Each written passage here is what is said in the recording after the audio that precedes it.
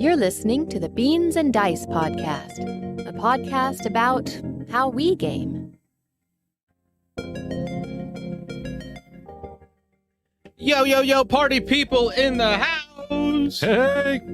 Beep, beep, beep, beep. Welcome to the Thursday night call-in show, Beans and Dice podcast. Podcast about How we game. I'm Carlos. I'm Rob. And today, our special guest, Absolutely. coming from Chi-Town, Chicago, Kyle, a.k.a. Mister Jeeves. Mister Jeeves. Welcome to the show, Kyle. Thank you.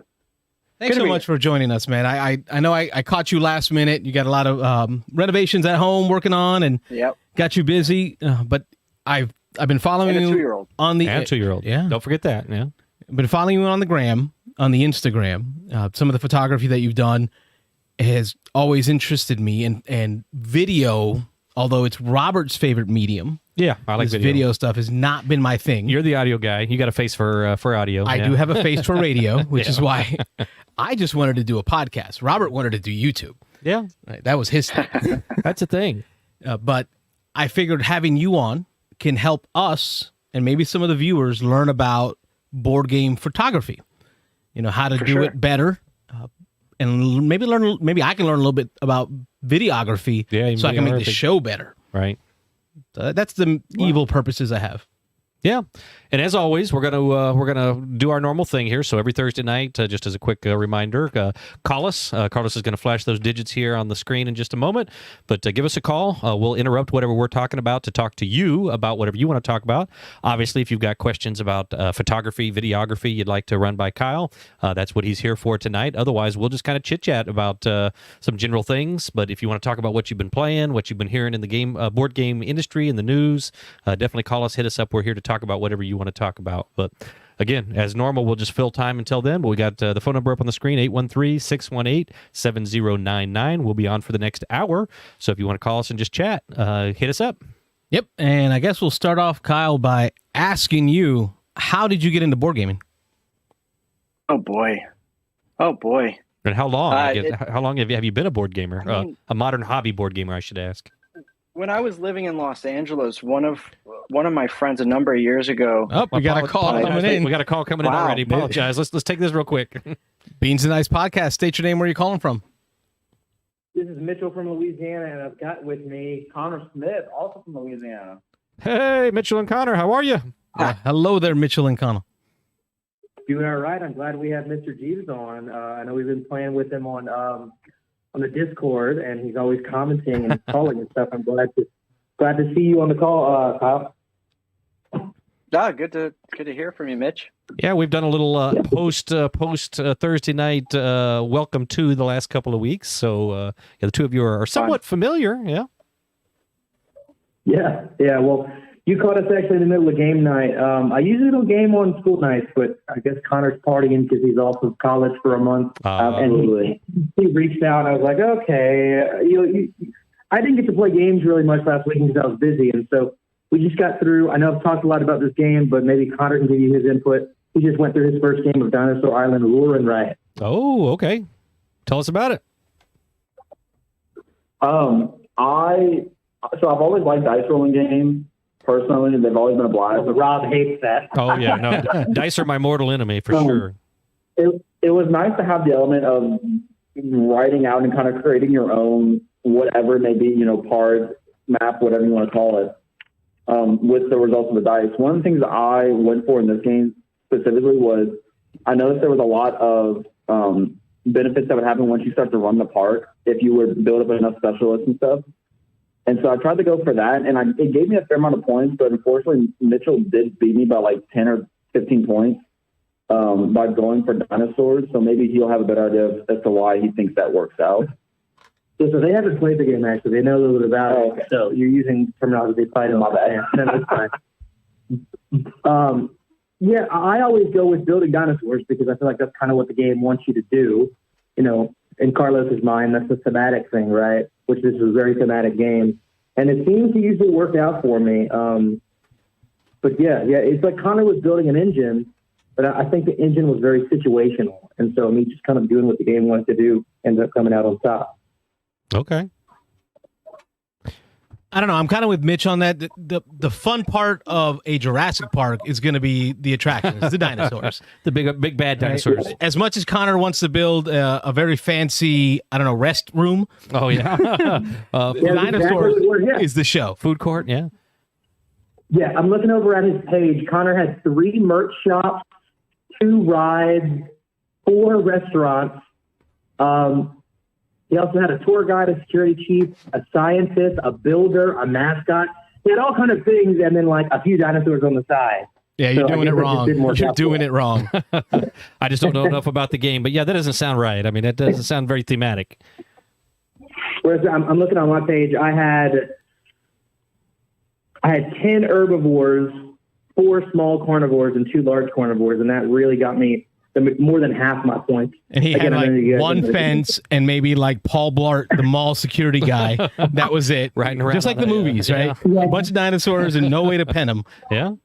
Yeah, he looks like he's like 9 dinosaurs. His map is very full. It's weird, but it's filled with things that I guess are not dinosaur pens. So one of the main things about the game is that if you like, the more dangerous your dinosaurs are, the more threat that's added to your part, and if that threat's not taken care of, then people start dying. Right. And so my ideology was that I'm not going to make sure my park's not threatful at all. So I have a lot of herbivores, hardly any carnivores, and so I guess because it was so safe, no one liked it, and therefore I lost the game. Yeah, it's about excitement. Like one of the main engine in the game is excitement, and so yeah, you can have a safe park, but nobody's going to come to it.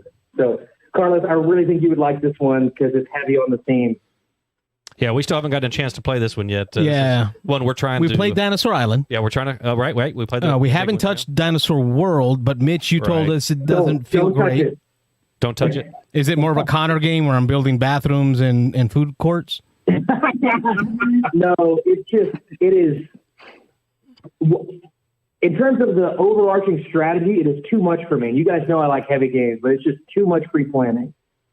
Okay. Interesting. I don't think I've ever heard you say that. Too much pre-planning. Yeah, this from the Euro guy, yeah, who doesn't like rolling rights, but too much pre-planning. Okay. That's a warning right there. Yeah. Kyle, have you touched any of those in that series? I've been really wanting to try Dinosaur Island and Dinosaur World.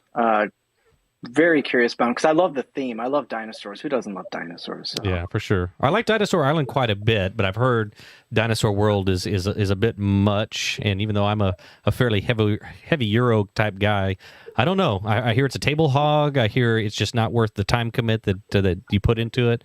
But I want to try it sometime just to give it a shot. Well, they say Dinosaur Island was a table hog too, right? Yeah, it was. That's for sure. It definitely is. Speaking of table hog, how much room does the roll and write take? Right? Is it like is it like Hadrian's Wall with like 2 Excel spreadsheets in front of you? In front of you. Yeah. No, you each have 2 sheets, maybe about 4 by 6, maybe a little bit bigger, and then there's the central board, which is about the same size with 3 cards on each side. That's it.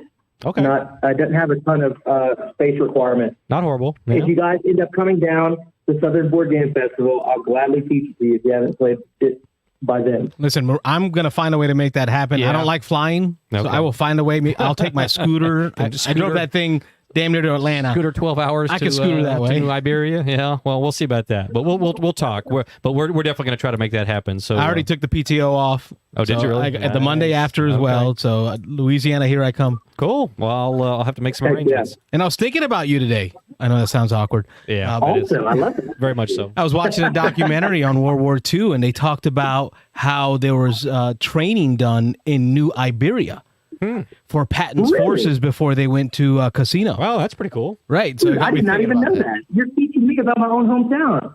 Yeah, and so that was interesting to me. That got me thinking, oh, Mitch, that's tonight. I'll talk to Mitch. I'll let him know. I knew that there was a battle here because my dad's friend, it's right by a railroad track. My dad's friend goes to the metal detector. Sometimes he finds old bullets. But I didn't know there was training here as well. That's cool. Yeah, World War II training there. So that is cool. Well, hopefully we'll see you soon in March. Go ahead. One last thing. Yeah, so I was going to say one last thing before we go. A few weeks ago, you guys had a show about rolling rights, and I said I hadn't really played many. But you guys piqued my interest with cartographers. I played it with my friend, and I liked it so much that he introduced me to Dinosaur Island Roar and Riot. And now the love is being spread because this was Connor's first roll and write as well. So good job spreading the love for them. It's infectious, yeah. Just, I don't think they're ever going to be my favorite type of game. I'm still a board and heavy, crunchy Euro guy. But yeah, roll and writes are fantastic, and some of them I want to say to fill time. But when you get to Hadrian's Wall, Hadrian's Wall is an hour to learn, it's a Euro and game. an hour to play. But yeah, it's basically Euro in a quick scratch out format. But yeah, I mean, we could play that one over the.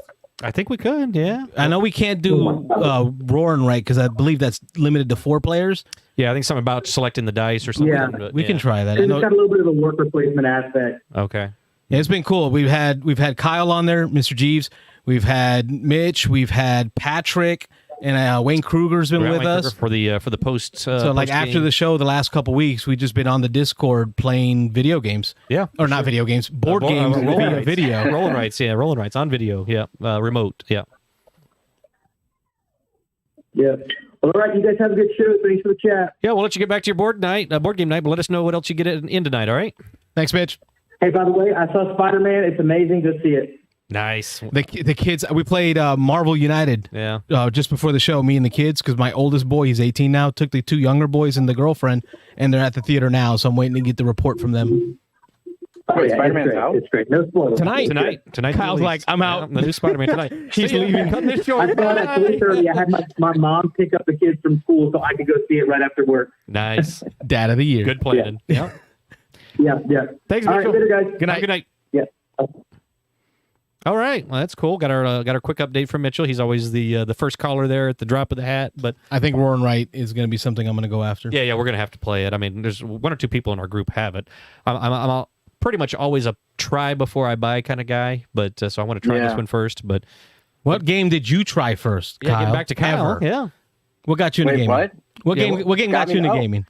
I had a friend or friends in Los Angeles that they would have people over, and that's when I first started playing like some more of like Coup and One Night Ultimate Werewolf, some of the like social deduction. How many years ago? Game, social deduction.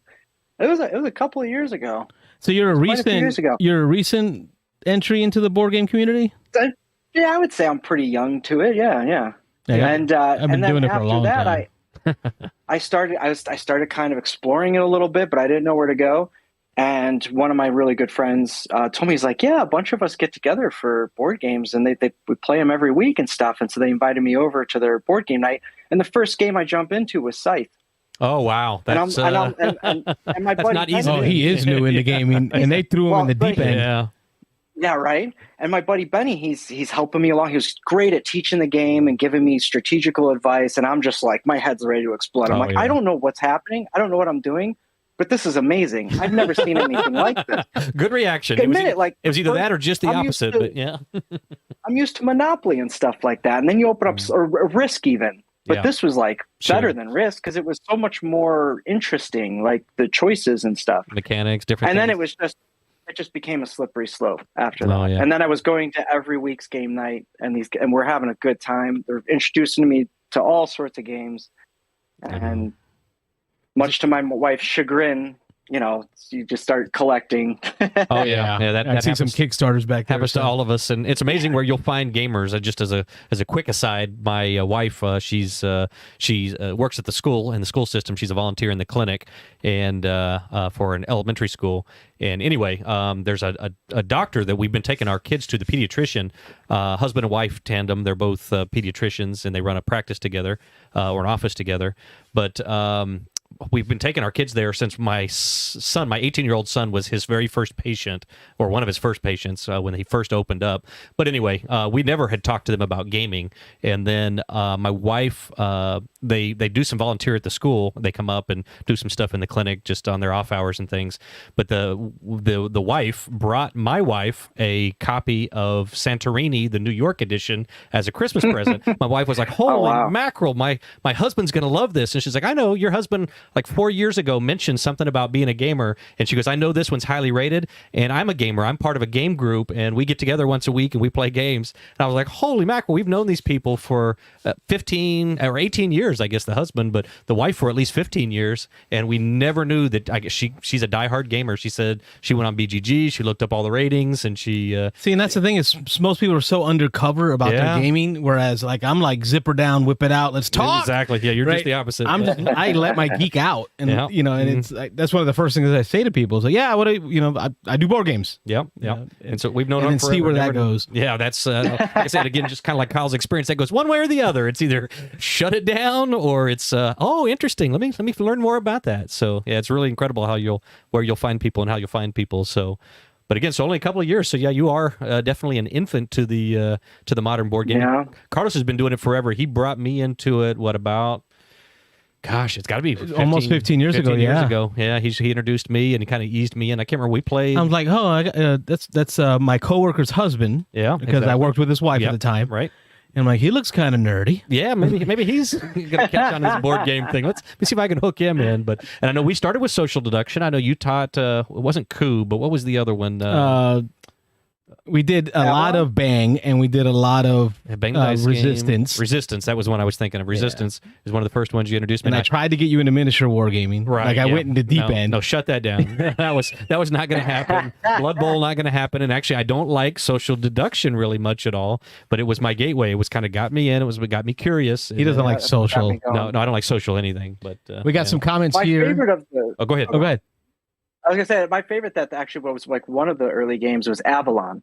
Oh, okay. I know it's an offshoot of the Resistance. Yep. Mm-hmm. And I like that one a lot. We had a good time. The fantasy version. It also got me in trouble with my wife one time when we played because she confessed to me that she was Merlin or something like that, and I was on the bad side, and I was like, "What do I do with this information?" You do nothing. And then yeah, exactly. If it's a new relationship, for sure. I screwed that up.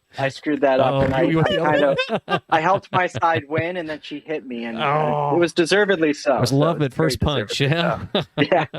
Nice.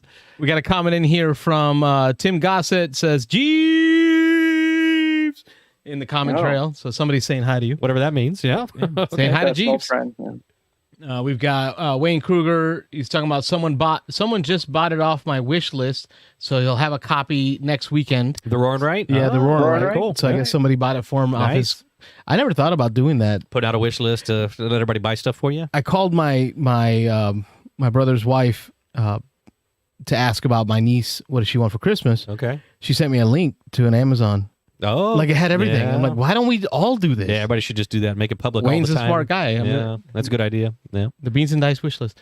Wayne Kruger says best World War II museum is in New Orleans. I've been dying to go to that one. Let's see. No spoilers about the movies, folks. There's your reminder. No spoilers. Somebody saying something? Yeah. No, someone's saying no spoilers. Oh, somebody's saying no spoilers. Oh, that's good. I thought somebody put a spoiler in the... Yeah. Okay, good. You spoil the movie and you win a chance to meet Stan Lee. Yeah. That's not a good thing. Banned. So Wayne Kruger's asking, so did gaming come before photography, or were you always into photography? And that was my next question for you is, let's start connecting the... Yeah, in just a moment, we'll pull up some pictures. We'll pull up the Instagram But talk about site, your photography thing. Like, how do we connect these two? Venn diagram us. So, in my late teens, I got really into filmmaking. It became like a passion for me. Nice. And then I worked on an independent feature film, realized just how absolutely nothing I knew about the process, and decided I needed further education. Ended up going to Southern Illinois University for film school. Did that for 4 years, graduated, did an internship program in Los Angeles to get my feet right in there. And then I spent like 12 years in Los Angeles working in film and television and stuff. Nice. And then we decided to make the move back, and I'm trying to continue and go back to what kind of like really made me passionate about it. And I found that, like, especially with the pandemic and everything, and coming back and trying to get like reestablished back in the Chicagoland area, I figured photography would be a great way to do that. I love photography and I love board games, and board games, I can film them or shoot them here at home. So it kind of just worked perfectly. And so I started exploring online, like what, are people doing, like more than just like taking a picture of the board on the table? Like, is anybody doing anything a little deeper? And that's where I found Tim Chuan. If anybody follows him, look him up. He's brilliant. And I was just like, this is exactly what I'm into. This is exactly what I'm looking for. Awesome. And he is phenomenal. And he's doing things. Other people are doing the same thing. There's some brilliant photographers out there, but he's making it so accessible. He does YouTube channels and talks about tips and tricks of He'll do hour-long live streams where he just takes your questions. I mean, how much more accessible? Fantastic. Yeah. You entered into one of his contests. You entered into one of his contests. And that's what really got the ball rolling. My wife insisted. She said, you're passionate about this. Try out the contest. Do it. Because I showed it to her. I'm like, you think I should do this? We're going on a walk. And she's like, just try it. And that really set the ball in motion. Once I did the contest and I took third place, it was like a tie for first. But I was like third place. I was like, I was just like, hey, this is really fun. And he sent me some gear to help, like a softbox and a nice thing. Yeah, because your lighting looks good right now. It looks like I tried. I slapped it together just to look right. I hate fluorescent lights, so. Yeah. But and so like he sent me that stuff, and then I was just like, I got this stuff. I might as well just keep rolling with it and just keep trying. And I entered. He did like some monthly challenges for some. Just some monthly challenges just to kind of keep the juices flowing for people that were following him. And I started doing those challenges and everything. And that's where I started doing the Spirit Island photos. Okay. That's what started that. I did the first one. And then next thing I know, I was like, I want to keep doing this. This is so much fun because it's long exposure photography, which means you basically hit the shutter. You're in a dark room. You set up what you're going to shoot. You hit the shutter. And you leave the shutter open. I want to get into those details here. We're going to pull some of those up because I want to ask about how you compose those. We're going to get into that. Let's get some questions from the chat here too. Mark Stang says, I've been thinking about this very thing. I typically don't post board game stuff on my main Facebook page, only on groups dedicated to board gaming. He's thinking about starting posting on his main profile. And then Wayne asked, what tips would you give an amateur who wants to get better photos of their game night to post on social media and such? Yeah, we need to pull up some of these photos as we talk too, so people start getting a taste of what we're talking about here. But yeah. First off, I'd like to establish Instagram is a beautiful avenue for sharing. If you want to start doing like board game photography, I think Instagram is fantastic because that's all it is photos. And if you start following all these different amazing board game photographers that are out there, and there's a ton of them. I keep adding to my Instagram the follows like daily. I'll see new ones, and like the more you start following, you'll get more recommendations. And they're always sharing each other's work and stuff, and then it just snowballs. And now my whole stream on my Instagram is just full of awesome board game photography. And people range in different, and you can't expect to be extremely good right off the bat. Like you just got to keep working at it and see what other people are doing. Try to mimic what they're doing.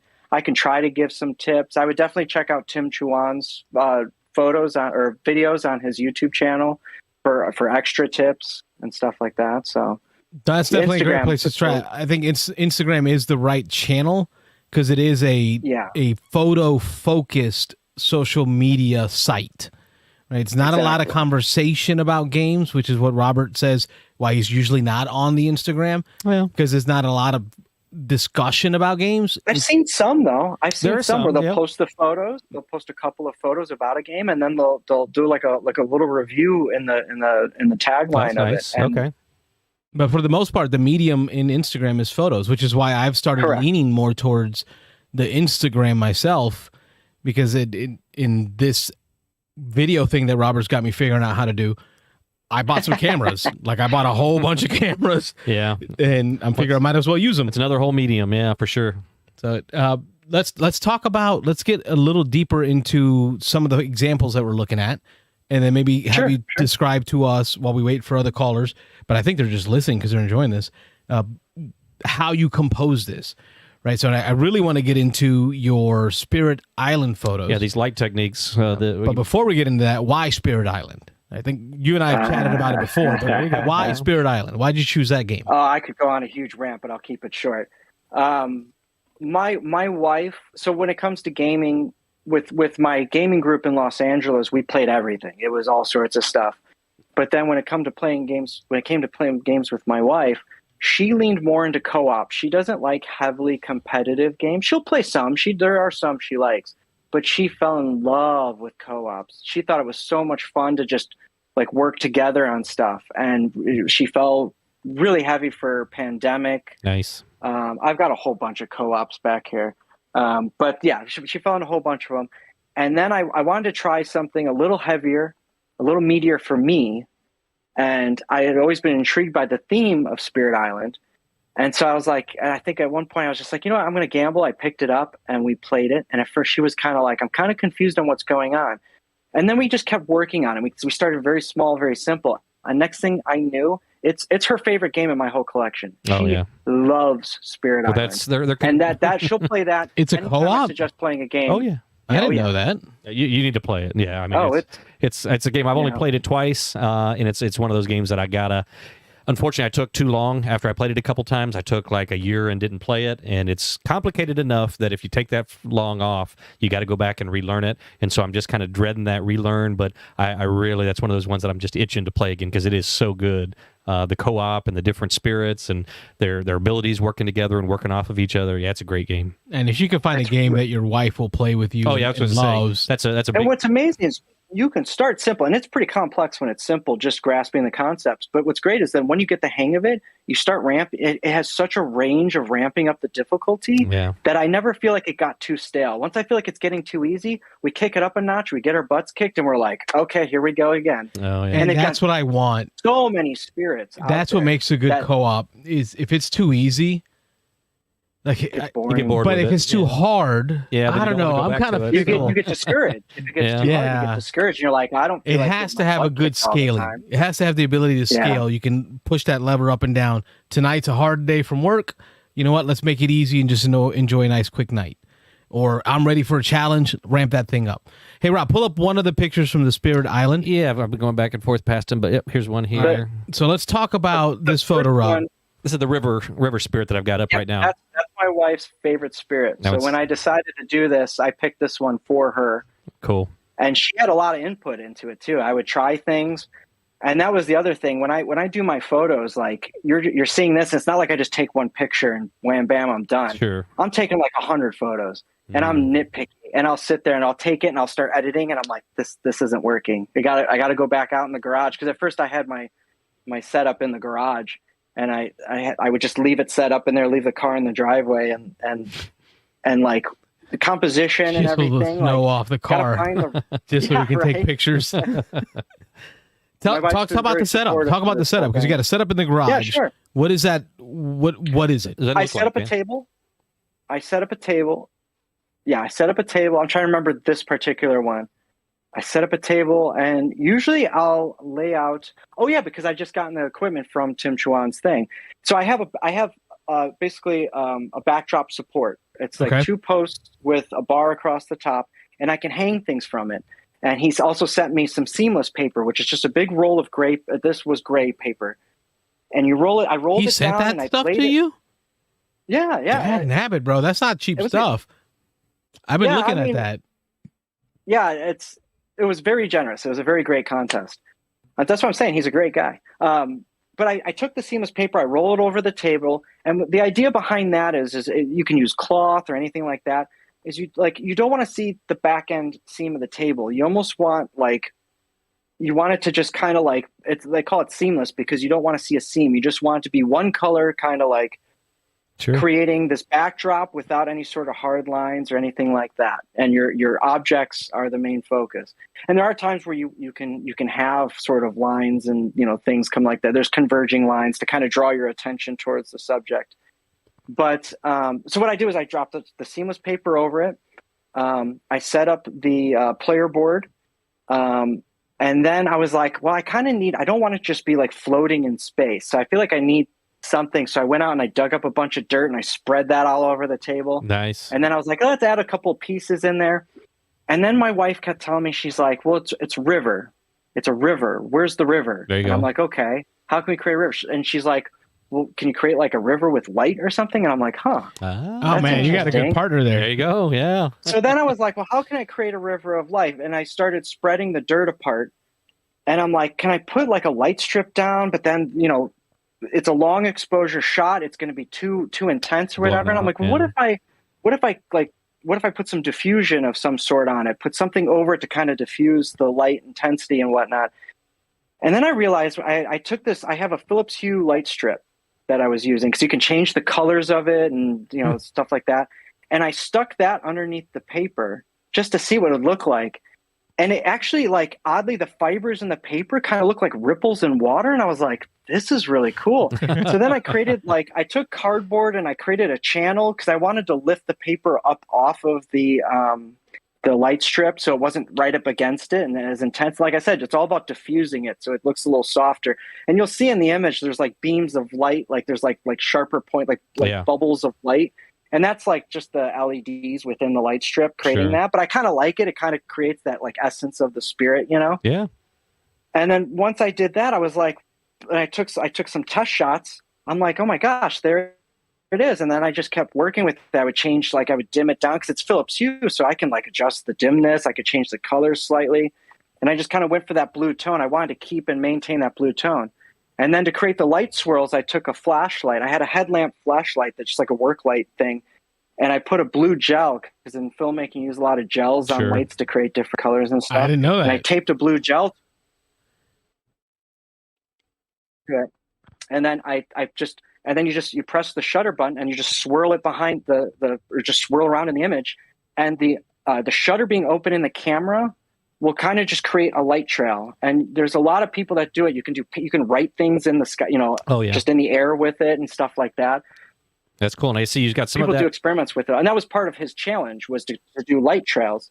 Sorry, go ahead. I was just going to say, you got some of that in front of the image, just very faintly, but then you go behind the image also of the player board there, which is really cool. I did that to make it not seem like I just kind of comped in and editing a light trail. Like I wanted to show that I was right there, like it's part of everything going on in the scene. And that's why I crossed in front of it slightly. Right. And it took a while. It was a lot of take after take. The light trails just weren't working. Sometimes you got to adjust your shutter a little bit just to kind of get them to look right and everything. Sure. And so finally I got that one light trail that looked good enough. And I'm like, there we go. That's it. And then I send it off to my computer and I start working on editing it and I start tweaking some things in editing to kind of just really make things pop a little bit better. Well, let me jump in and ask there. So someone completely ignorant on the process as myself, how much time are you looking at as far as editing? So after you've actually gotten the shot versus the time for the setup and getting the shot captured in the first place? I work on it usually at nights after my kid's in bed. I'll spend a couple of hours on it each night and usually a couple of days per photo. Wow. I spend way too much time. I'm still learning a lot about photo editing. There's still a lot that I'm trying to learn because I was never big into editing before. So I'm like just kind of getting back into it and learning as much as I can. But that's why I'm not releasing a lot of photos as frequently as some of the Instagrammers and stuff like that. And I'm not looking for like follows. And I'm doing this for my own creative outlet. Yeah. So I'm like, you know what? If I have to take a little extra time, I'm going to take a little extra time. Very cool. But yeah, I would have never guessed. I would have thought maybe a couple hours in the edit. But wow, that's I'll sit in, I'll go down, I'll tweak a couple of things. Then I get tired and I'm like, I'm going to go to bed. I'll tackle it again tomorrow. Cause I only have like a short window of 1 or 2 hours after the kid goes down before I start getting tired myself. Sure. He wears me out. How'd you source the light for the actual card itself? Right. Cause it's lit well. So what I ended up doing, and I think for that one in particular, I actually just took the headlamp that I was using for the trails behind. When I hit the shutter, I shine it right on the board, and then I move around, and then I do the swirls behind the card. Huh. And I'm basically using the same thing. Now, there probably could be easier ways for me to do it, but I'm like, you know what? That's what I ended up doing, and I actually do it on each of my Spirit Island photos. I'll just blast the light at it, and then I'll trace it. How many seconds is its exposure all going? One light source. That's crazy. The exposure, it's not a lot of time. It depends. I think I give myself 5 to 8 seconds, maybe. I want to see video around of there. this. Like him running around like a madman. Behind the scenes, yeah. Jumping around with the light. Yeah. I'm swearing a bunch, and like sometimes I won't. I like the shutter it'll pop off, and I'm like I wasn't even finished doing my whole movement. I'm like, here we go again, and it's a grueling process. You take 100+ shots to come up with one. It's something. I mean, it depends on each photo, but it's definitely a lot of shots. Like I'll just sit there and just snap them off. Huh. That's crazy. Yeah. We do have a question about one of the photos here in the chat. I'll scroll through a few while we're talking. Mitch is asking, is the guy in the white mask you? Oh. Yes. That was my self-portrait. I always come up with these like weird self-portrait ideas. And that was an idea I came up with when I was a lot younger that I just wanted to create this image of like, because the nickname Jeeves is like a butler. And I had this idea of like, like dressing up butler-esque and then putting on like either a comedy or drama mask because I'm big into like, filming stuff and everything. I like, like it kind of represents like theater, stuff like that. So it's like this theatrical persona that kind of reflected the nickname. And that's where that came from. Very cool. But yeah, that took a lot of like, because I'm wearing a black hood. Yeah. And I put the mask on because I don't want to show skin. And I'll snap off a shot and I'll run over to the camera and I'll pull up the hood and I'm looking at it and I'm like, my focus is off, and I'll have to tweak the focus, run over, and then I'm like calling the wife, hey, come click the shutter button while I'm trying to, because I can do a timer on it, but like it's still it was a grueling process. That was all in the garage, yeah. With the gray background. Now I have a basement, so I'm turning my basement into photography studio. So I'll be able to set things up a little more widespread, and I can a little more permanent, So tell us about the viticulture shot. I had not seen that one before, but how did that one come about? That was in my garage. Okay, yeah, same spot. Okay, you weren't in Tuscany or in Italy taking this picture? The mountainside somewhere in the hills. Once again, I did the gray backdrop of the seamless paper, okay, and we set up a charcuterie board, like the wood board. Gotcha. And my wife was giving me some input on this one too, and what I did was I researched colors, and I wanted to use complementary colors, and that's why I use purple, orange, and green are kind of like three of the main primary colors, and because they kind of like just jive well in the image, because if you're using too contrasting of colors, it can kind of throw off your eyes and stuff like that. So we set it up, and I put the light on it and everything, and I took the picture. And then in editing, I was sitting there and we're looking at it, and I'm like, the gray background's so bland. What can I do?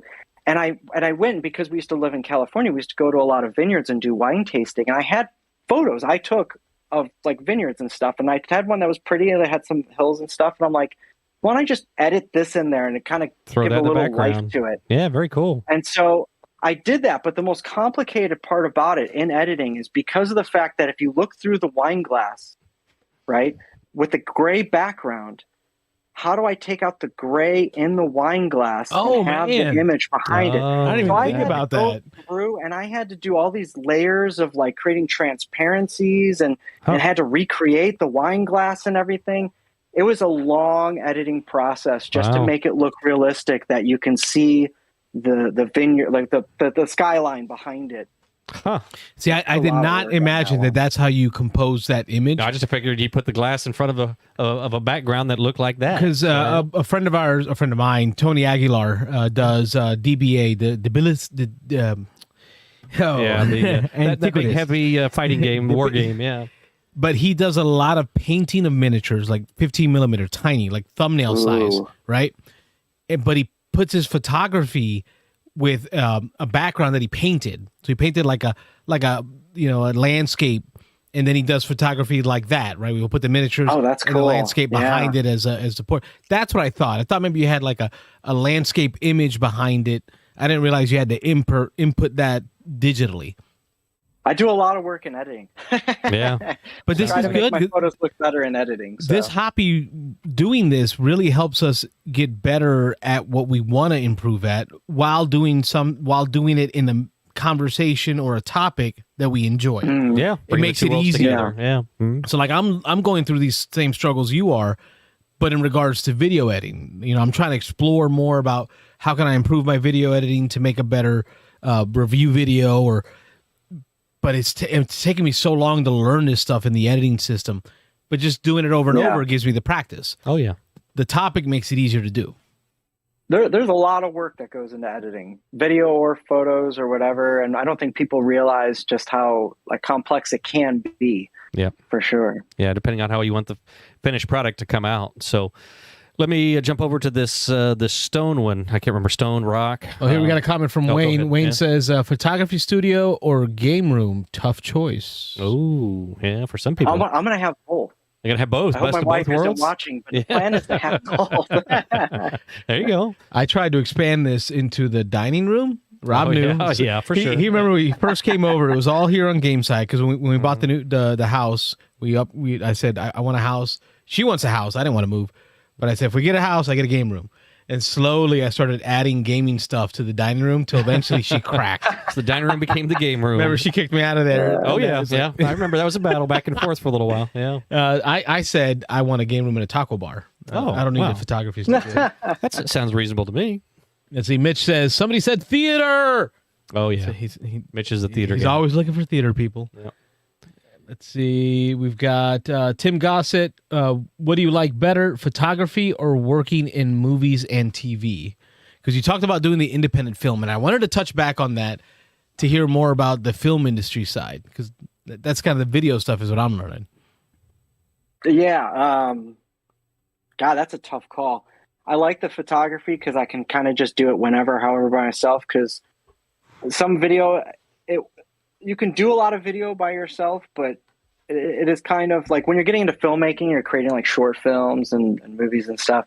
It's a team thing, and you need a collective of people, and it can be very hard to get people together and to have the time and stuff, because it independently, you're not making a ton of money doing it, so like it's hard to justify, especially as I get older and I have more responsibilities, family and everything. It's hard to justify just running off to work on a film, Sure. So the photography is it's right now, it's kind of a current passion because it's something I can do whenever I want in my free time, however I want, and I still get to be creative and express myself as best I can. Nothing wrong with that. Yeah.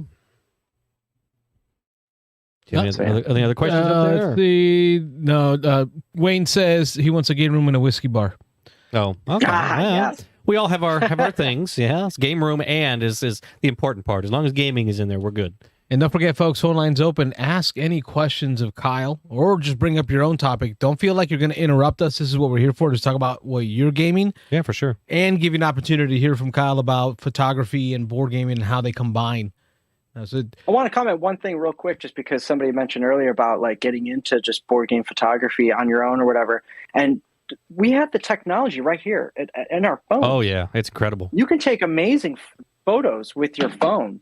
And it's just about like when you're taking a picture of the board, step back and think to yourself, what's a different, interesting angle I can take this? Or what's a focus on like a piece? If there's a miniature in the game, how can I draw my attention to that miniature and have some other game pieces behind it, but really kind of get down, don't always go up top, kind of come down and try different angles and stuff like that. Like that's kind of the thing where you kind of explore and take some more interesting photos instead of just, because a lot of classic, and I do it too. Like you look at the board and you just like go snap. Cool. I got a picture of the game board. Kind of get down in there, get a little closer, get into that world. Yeah, exactly. Because I mean, that's the beauty of these board games is there's so much beautiful art and crafting of these miniatures. Like people put a lot of work into the detail of all these things. Yeah. It's kind of nice to kind of pull out those details. Well, let's talk about that. Let's get a little critique on, Carlos's Instagram here. So Carlos and Robert have two different philosophies on taking photos of games. Robert, at least in our game days, but it's different purposes. You're going to go there, but it's actually the purpose. He knows where I'm going. See, I didn't have to say it. He already knows where I'm going. I've already attacked him a few times. Yeah. People in our group want to know what games we're playing. They don't want to see who's playing. So but you can type that. I'm documenting the games we're playing. But it's better to do it with pictures, right? Pictures is better than words. I'll tell you what, this conversation has been really good. We haven't lost anyone since we started People are hanging recording. in there. People have been hanging in from the beginning. So what you're talking about is interesting. Yeah. I know we're not getting phone calls on it. I think it's because people are actually taking in the content. Interested in what we're saying. Yeah, so what you're saying. This is pretty cool.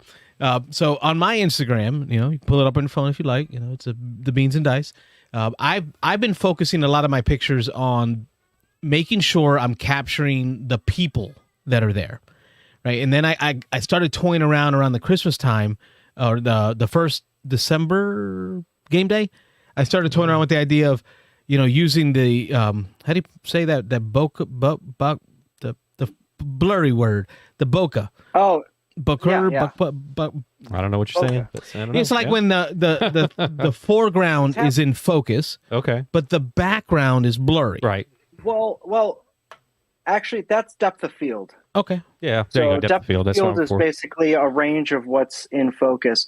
The bokeh, I'm probably butchering the pronunciation of that. The bokeh is usually when the things that are out of focus, and usually like lights and stuff, are taking the shape of the aperture, the iris. So that's like the little blurry light, the light blurry bally thing.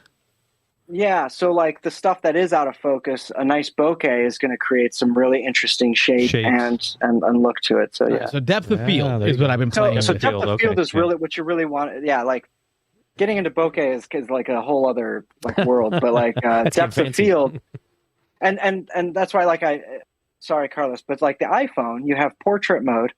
And you can actually take portrait mode's not just for shooting people. I do it all the time where I'll put my camera in portrait mode and I'll take a look at my board games that I have, and you can still work it to create that same effect of having just the board game in focus and the rest out of focus, and it looks very professional. It looks like you're using like a really nice camera. Yeah.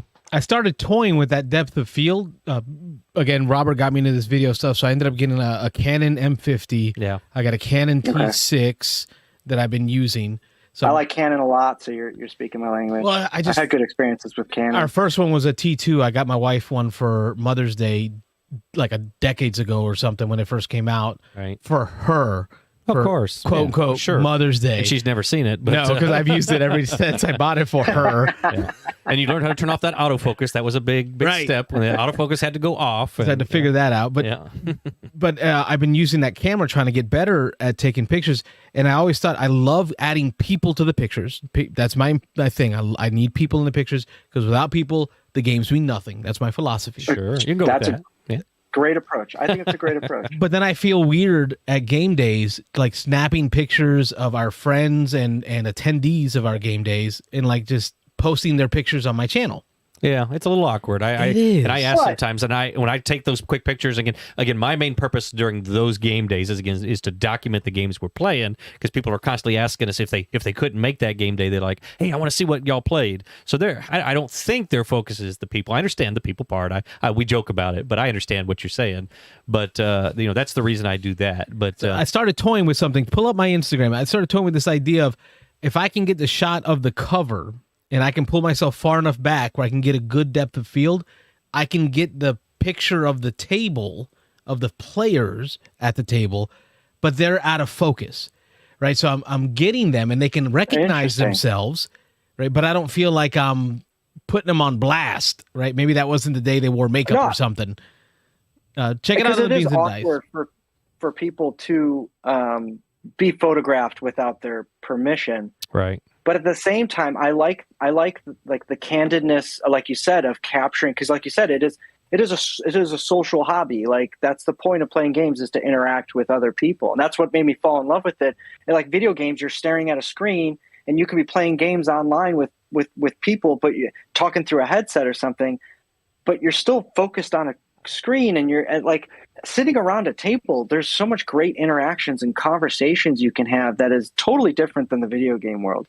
And that's where I fell in love with it. So pull up my pictures from the holiday game day, and there's one Seventh Wonder I like Architects. That one a lot. Slide through those photos and kind of give us some critique on what we could do better. Let them have it. Don't hold back. Now. I like it a Thanks, lot. Robert. Even this first image, I like this guy kind of looking back. It's kind of a nice touch. No, because Nick felt me. Nick felt me behind him over his shoulder. He's like, and he got a little uncomfortable.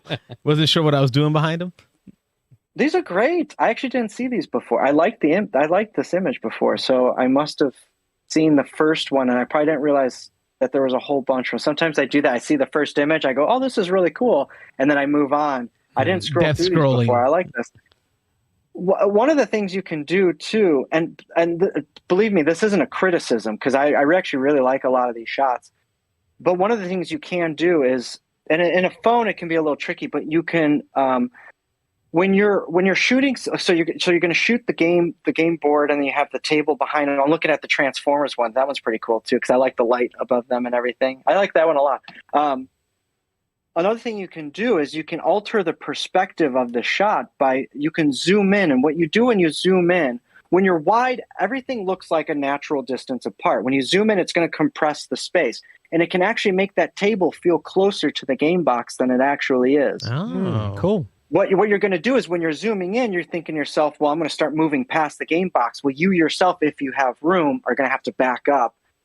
And try to keep the game box in the same I think I know what you're positioning. talking about. I've seen this phenomenon with like the moon and the sunsets, right? Because the pictures of the sun that look so huge. Yeah. But it has to do with you zooming in, which brings that sun, makes that background bigger. Is that what we're talking about here? When you're zooming in, it's making the background feel closer than it actually is. It's compressing the space visually within the image. It's gonna give that if that makes sense. No, it totally makes sense. Something to play around with because it can totally change the framing and look of your photo. To me, actually, that's a really well. I actually like the framing of a lot of these. Yeah, because you don't want me holding it at arm length. I'm holding like the box at arm length and then trying to snap a picture. But I'm gonna try the zooming thing. I think what I'm gonna do is bring maybe a tripod to hold the box lid up, and then I can really back up. And then do the zoom in to do the compression. Yeah, just experiment with it. I could be totally, sending you down the wrong path, but it could be something that can create just different perspectives. Cool. And that background and all that in that area, that's all Your Turn, Board Game Cafe. Speaking of that, cool. Gray Board Gamer is on there. That's Dan in our chat. He's the owner. Him and his wife, Sarah, are the owners of Your Turn, a Board Game Cafe. So you can see it's a beautiful space. It's old historic Zephyr Hills, like 1900 buildings, so over 100-year-old buildings that he's in. It's a beautiful place to take pictures. That's why I love going there. To beautiful tables and lighting and stuff. I like it. Yeah, he's got all these little armed lamps over each table against the wall. That's awesome. So it helps to light up the table, and the people, when I back away, they're still lit. Carlos, I really enjoy the fact that you can capture the people with the games. I think you should keep experimenting with that because you're right. It is a very and I don't feel as bad playing. I don't feel as bad because they're not super in focus. They're blurring them out. Yeah. That's a great way to approach it. And people won't feel as uncomfortable because sometimes people get very uncomfortable in front of a camera. Yep. So let's see if we have any thoughts in here. Yep, that's Your Turn. The Your Turn Kickstarter is live. That's what Great Board Gamer's talking about. That's where we were taking the picture. So be sure to check out the Your Turn Kickstarter. Wayne says he has yet to make it out there, but he pledged some funds and will share in the game. He'll share with his game group. So for y'all folks out there in the Tampa Bay area, Your Turn is a great place to game. Oh yeah, check out their Kickstarter. Rob, let's pull up another photo. Towards the end of the day, and the comments in here, we are the same. Yeah, we're asking more questions in the chat than we are calling in. So, I mean, the engagement is there. The viewership is there. It's weird because we're not getting the calls, but I think Kyle's... Somebody wants to talk to me. Yeah, everybody's intimidated, yeah. Well, they just don't know enough about the photography. They want to hear more about it, I guess, than know the right questions to ask. I mean, I'm completely uneducated on any of that, so it's I don't even know what to ask. Well, let's go find Mr. Jeeves again. I'd also like just a real quick comment, just another thing to push the Instagram thing, even just to explore it for just like if somebody's not interested in doing the photography, because you get a really cool perspective of a lot of games and you get a lot of really neat images. You can look at BGG and stuff, but sometimes like seeing the Instagram photos, you'll see a little bit more creative things put in that can sometimes even help you sell a game to you because you're just like, wow, I didn't know, like, look at all these components that come with it and stuff. And you're like, okay. So it's something to explore, even just for like just the gamer that just wants to see more of games. And I've definitely done that. I mean, I've been curious about a game and gone and looked it up, and sometimes you see some pictures and it's like, ooh, yeah, that doesn't look like fun. And then sometimes you see some really cool photos of it. It's like, wow, that looks interesting. I want to jump into that. I want to talk about the beans and dice photo you took. There you go. Yeah, I got it pulled up. Rob pull up on the Very cool. Yeah. And that was funny because in the Facebook group, you told me, you're like, I want to see some of your board game photos go up because you post the banner thing. And I was talking to my wife about it, and I'm like, I want to do a photo for these guys. I'm like, I think it'd be kind of fun just to do something that's like their podcast theme. Because I'd listen to you guys every week. I have a great time with it because it reminds me of the conversations I would have sitting around with my buddies in LA when we have our game nights and stuff. And I'm like, this is great. Like, just relax, just talking about all the stuff we love about board games. For sure. I'm like, I want to do something that kind of just shows expresses the podcast. And I'm like, it's a bit on the nose because it's beans and dice, but I was like, you know what? It's kind of fun. It's perfect. And it's the correct beans, right? So that's the first comment I think I made to you is, wow, you understood what I meant by beans. Like, these aren't coffee beans. These are like, somebody asked me about that too. They're like, well, are you sure they didn't mean coffee beans? I'm like, no, I'm pretty sure they mean beans. There's a Latino flavor here. I am brown. That's a brown and guy. I eat a lot of beans and rice. Like every day. Plus, in the Discord channel, remember I was asking you guys weird questions like, what player pieces do you like to play as? What kind of beans do you like? He was feeling it out. Rob, you said black beans, and Carlos, you said pink beans, and I was like, okay, I'll have both of them because it's the two of you, so I got to put in a mix of both. You know, what you're missing is the bland, flavorless white rice to represent Rob. Oh yeah, that's me. Pretty flat. Just plain Euro white rice. Yeah. my favorite was I was pulling dice out of my games, and I'm like pulling whatever dice I could find out. And my wife's like, well, shouldn't you be using like dice from games that they like? And I'm like, well, if I do that, don't spoil it. I wanted to go with Rob. I wanted to test Rob. I wanted to go through this picture and see if we can identify the dice that are in here. Well, I want to give Rob a chance. I said, if I pick the dice of the games that they like, I'm gonna have to buy a whole bunch more board games. And she said, why don't you stick with what you have? And I'm like, fair enough. You tried to slip that in there. That's I so Rob, let's see. Can you name the dice? We got the red one is tapestry. So okay, I've check. Got that. So we got the white one is that's wingspan.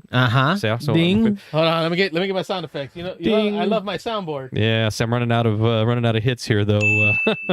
You might miss some of them, but this square white die. I'm not sure what that's really squared off white die is. This was a fun one that I did for my wife. Do you know that one, Carlos? Any idea? It's like a really sharp cornered square. It's a wood, just regular 6-sided die. So I was guessing wood. From a very classic, like old school game. Huh? Wooden, like 6-sided. I don't know. I have no clue. See, I don't think I've ever seen Yahtzee come with wooden dice. I don't think Yahtzee's ever come with wooden dice. They're usually rounded. Oh, we're saved by the phone call. Somebody calling in here. Help us out. Beans and Dice Podcast. State your name. Where are you calling from? This is Ben Richter from Tampa. Hey, Ben. Ben, a.k.a. Denali, a.k.a. Soon to be Anchorage. Soon to be an Alaska man. Yeah. Soon to be, as of about 3 p.m. tomorrow. Wow. So, yeah. I just wanted to call in real quick and say hello and goodbye and tell you guys how much I appreciated everything you've done. You know, welcoming me into the Beans and Dice family. Oh, absolutely. And all the games we played, all the good times we've had. You know. But, you know, Beans and Dice Alaska will be alive and well, as far as I'm concerned. And I actually talked to my wife a couple nights ago, and I told her, I said, I've got an excuse now to go back to Alaska because I lived there for 4 years in Fairbanks when I was a kid. My dad was in the Army, and so she was all on board with it. She's like, oh, yeah, that's perfect. So, you're going to give us a good excuse. We're going to let you get settled in, and then we're going to start hitting you up for that Alaska trip, or at least I am. I don't know if Carlos is on board for that. Ben and I already talked about that. Did the brown guys go that far north? Or, actually, I found out I used to DJ in Ybor in this Latin club, and the owner was from Alaska, Puerto Rican guy. Right. Okay. And I said, there are Puerto Ricans in Alaska? No. Well, apparently with the military, there are. Oh, well, and he did tell me there's a Puerto Rican Day Parade in Anchorage. Really? A Puerto Rican Day Parade in Anchorage. There we go. So my understanding is my people what are day everywhere. Is Puerto Rican Day. Nice. Well, it's usually whatever the nicest weather day is going to be. Well, yeah, it's got to be hot and sunny. Yeah. But this blows people away. But in Fairbanks, which is in the middle of Alaska, I did not have a summer where it didn't hit 100 degrees, and that blows people away. And it was only for a couple of days, but it would hit 100 degrees every year I was there, and people just don't believe that. So it gets hot in Alaska, believe it or not. That makes no sense. Yeah, it's crazy. Nice. Anyway. No, I did already talk to Ben. One of my always long time bucket list dreams, even as a kid, was to visit Alaska. Oh yeah, I'm going. And now you know me though. I like to drive. Yeah, we're not driving to Alaska, but you're talking. No, I think you guys are. If Carlos has his way. On the scooter, probably, right? Yes. In the middle of winter. Yeah, exactly. We're doing Dumb and Dumber style, Bubby. Get on the back. Let's go. Cross country, cross continent. Well, it's. I'll have Concordia laid out for you guys. Oh, when perfect! We get there, I got to teach Carlos before we get there, then. So he's still got to learn that one. But man, it's nice that you called in. I hate to see you go. I mean, yeah, guys. Yeah, you're a fairly new chapter to the Beans and Dice group. I mean, it's been maybe a year and a half that we met you over. Oh, not even like.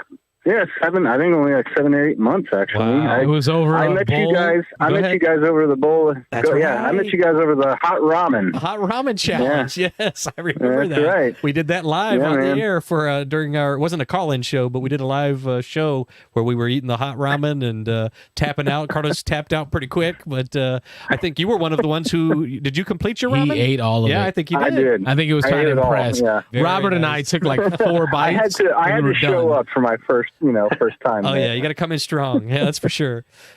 But yeah, really cool of you to call. All right, in. guys. Absolutely. Safe travels. That's a long trip, but yeah, safe travels, and yeah, let us know. Chime in on the chat when you get up there. Just let us know you're there safe and you're settled in, and be good to hear from you. Sounds good. All the best, guys. We'll miss Catch you. up with you next time. Yeah, we'll miss you. All right, miss you too. All right. Thanks. Bye. Bye.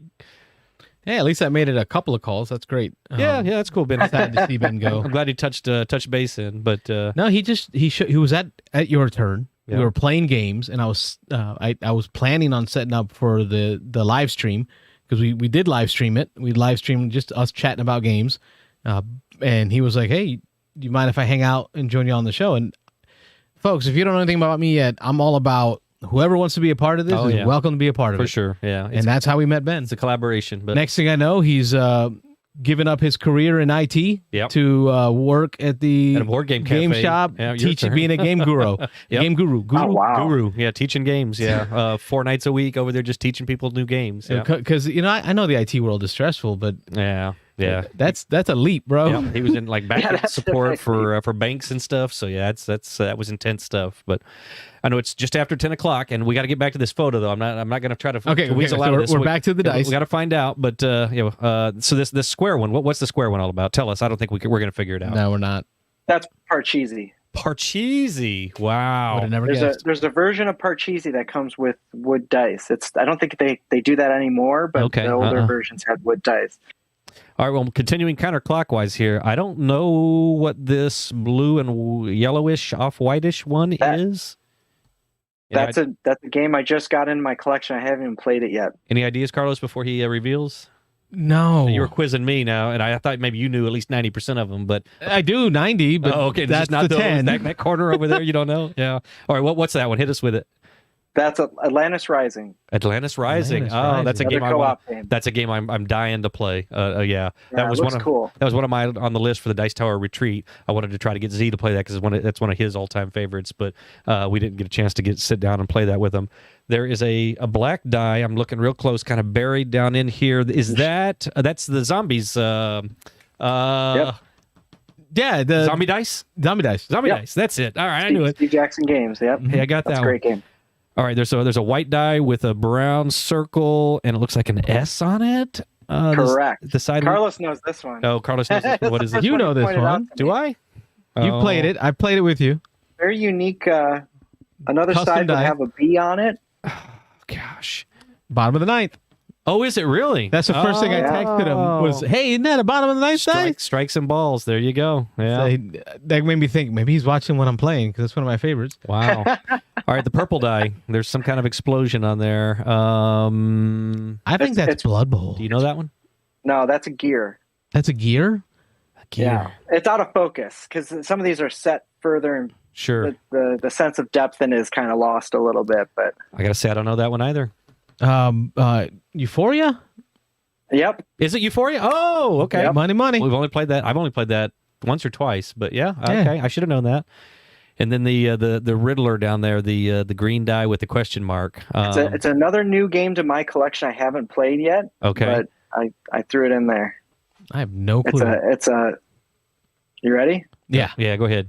Robinson Crusoe. Oh, I You just got the picked up game. a copy of it, so yeah. Yeah, I haven't played it yet. So I saw the die and I was like, oh, this is cool looking. I threw it You in. haven't opened your copy yet, Robert? I opened it. I looked at it. I didn't notice the green die, but I shook the parts around. I looked at it, but yeah, I picked up a copy of the Dice Tower Retreat in the game exchange over there, and so I think it was Tom's copy or one of his copies from the library over there. But I hear last it's very one confused punishing, me. So. oh, it is. It's difficult. I watched. Yeah. I've never played. But I'm it. excited for that. I watched Ignacy Trevicek, the designer, play through it, and he lost when he played it. So if the designer's losing it, it's tough. But all right, we got one die left, and I know this die, and I just can't remember. It looks like a Portal die from Portal.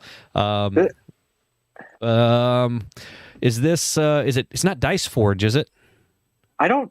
No. No, it's not. It's. I know Carlos played this game not that long ago, and I had called in and I talked to you guys about it the first time I called in. It's familiar. I know. Not that I expect you to remember that, but top left. it's actually top left behind him. Top left. Who goes there? Yeah. Oh, is it really? Oh, I haven't played Windows there. That's the helicopter dive towards the end of the game. It's kind of a cool design. Has like tentacles on it and stuff. It's pretty neat. That's a semi-co-op, so that's out of my wheelhouse. That's I've got a and it's a bit of social deduction to it too. There you go. He hates social deduction, but even more than that, he hates semi-co-op is the worst. And there's lots of dice, Rob. There's no. dice That's forget it. I'll never get in on that one. No, William has been trying to get me to jump in on a playthrough of that, and no, that's not for me. No, I know my limits.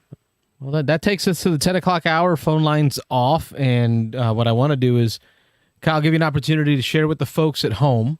Okay. If they have questions about photography or want to chat with you about it or just kind of see what you're up to, where do the folks at home go to follow you? My Instagram is Master Jeeves. So it's Master Jeeves, not Mister Jeeves. I want to change it at some point, but it's kind of hard because I've already I set that up a long time ago. So, but yeah, Master Jeeves on Instagram, and just you can private message me on there, just whatever. That'd probably be the best way. Very cool. You don't mind people messaging you, asking you questions and things like that? No, not at all. Awesome. Not at all. Sweet. He fits right in. I'll give whatever input I can. If I know anything, I'll help. Just even if I have to send you in the right direction on how to do more stuff. So very cool. Where to find stuff? Yeah. Where to do some research? Cool. Mm-hmm. Well, we want to thank you for taking the time. Stick with us after we hang up with the folks at home so we can say our goodbyes. But we want to, here on camera, thank you for joining us today and spending your time to share with us, Rob and I, and the folks at home. Interesting conversation, especially for people. I mean, I'm into board games, but I know very little about even though we do the show, Carlos is 90% of the tech guy on this stuff, so he sets all this up. And I pushed him in the YouTube direction. Again, he was all about doing just a podcast. He's like, let's nail the audio. Let's do a podcast. If that works out, let's do YouTube. And I was like, no. We're not going to find a following on a podcast. I think we need to be on video. We need to do the YouTube thing. And so YouTube is an incredible resource. I love YouTube. Yeah, it is. You can find everything on there. It's wonderful. Absolutely. So I think you got pushed in the right direction, Carlos. Yeah. Rob did good. I think he just wanted to show off his, sexy face. Yeah, that's right. Yeah. that's all he brings to the show. The thing, yeah. That's all he brings to the show. Just boyish good looks. Yeah, right. Anyway, on that note, folks, we are the Beans and Dice podcast. We want to thank you for taking the time to watch. Be sure to subscribe if you haven't subscribed yet. On the podcast to let folks know that we're doing something cool. Share with your friends. Yep. This is very different than what a lot of folks do. It's all about the community, all about y'all. Yeah, we like doing it no matter what. So whether people are watching or not, we do this as Kyle mentioned. This is the conversations we had after game night. We'd sit around and sometimes we'd talk for another hour, 2 hours with just our friends, and so that's what we've turned this into. So you're all our friends now. We're just chatting with our friends and talking about what we love. So. And I think we got some quick comments here. Chat. Wayne Kruger says, "Oh, the hot ramen, that was great. Oh, yeah. I am down next time. Oh yeah, but make it hotter." Oh no. Mitchell says he knows the Tapestry Wingspan and Euphoria. Okay. The Stonemeyer ones, of course, he knows the Stonemeyer dice. Of course he does. Shocker. Stonemeyer boy, Stegmeyer boy. And then Wayne agrees, great show and topic. Thank you. So Kyle is thanking you for that. That's all Kyle there, yeah. And then Mark Sang says, great stuff. And then Oates 1979 says, great show. Thank you, Jeeves. So, awesome. Oates. And this won't be the last time. This won't be the last time. Yeah, we'll revisit here for sure. Thank you, folks. Thanks for watching.